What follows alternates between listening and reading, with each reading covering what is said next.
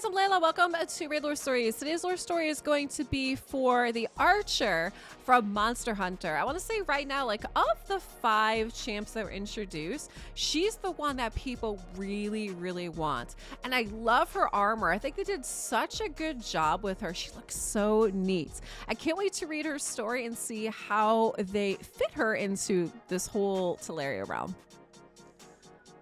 Saigita was one of the most experienced guides for those wishing to cross the Kraken Desert and is well trusted by the many caravaneers who ferry supplies from the trade depots of the Valdemar Straits to the bustling bazaars of Elazar. She's no stranger to monsters such as the ravenous Stigma or the multi-fanged of Elazar.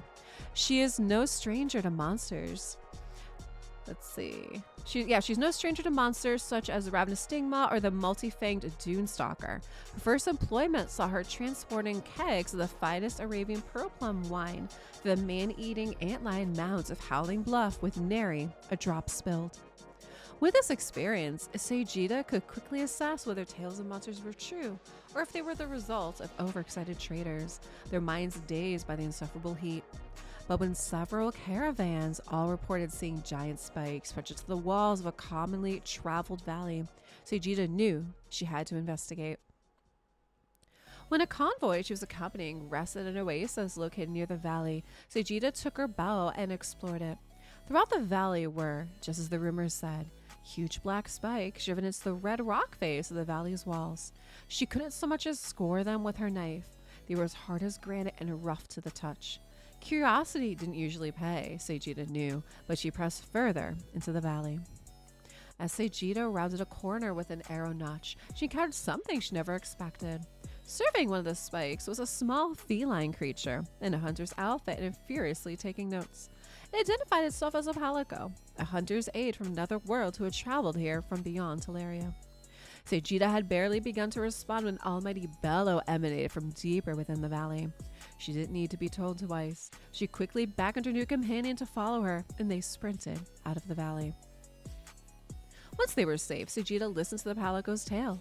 If this ruiner Nergigante was not removed, it could roam further afield, bringing chaos to Velazar's vital trade routes and severely damaging her bottom line.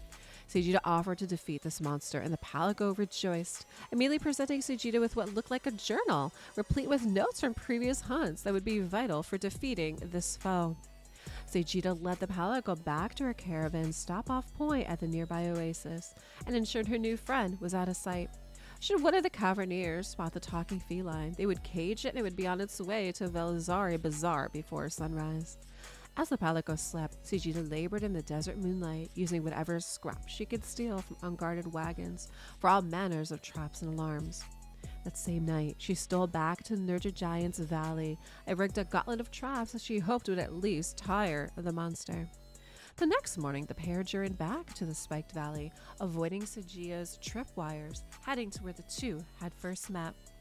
After an exchange of knowing nods, the two began to bellow and shout as if they were trying to wake the entire Kraken Desert.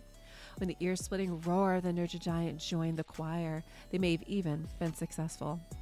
It was a monster unlike anything she'd ever seen, bristling with 6-foot-long black spikes that emanated a primal anger, one hardened by years of strife. The giant, furious beast barreled towards Saigita and the palico, unfurling its spiked wings and readying to smash them with its jet black horns. The pair sprinted for their lives, a halo of spikes following them in their desperate flight. The Nergigante charged through each of Saigita's traps, none of them slowing it. Rocks fell from the valley sides, triggered by Saigita's tripwires, and the Nergigante jumped over them effortlessly. Bolas burst from the ground to tie the beast's legs, but its spikes cut through the rope before they could find their mark. The chase spilled out into the open plain, where Saigita finally spun around to face her pursuer. Saigita unleashed a hail of arrows, spikes of her own, at the monster. Arrows and spikes are said to have littered the valley after the hunt. Caravans soon resumed traveling through the valley, their way marked by curious spires of black rock, which many swore were bone. Saigita returned to her duties, now clad in armor studded with part of those same spikes, and wielding a fearsome bow to match. Okay, guys, I like this story, so I'm really liking how they're intertwining this whole raid monster hunter together, right? where, they keep introducing our little kitty companion, the Palico. And so we're seeing that these champs aren't necessarily from the Monster Hunter world, but they're champs in Teleria that fight monsters, and then they end up becoming monster hunters themselves. I think that's a lot of fun. So I'm enjoying these stories quite a bit. Drop me some comments down below at what you're thinking of these Monster Hunter lore stories so far, and particularly this one. And thanks for watching.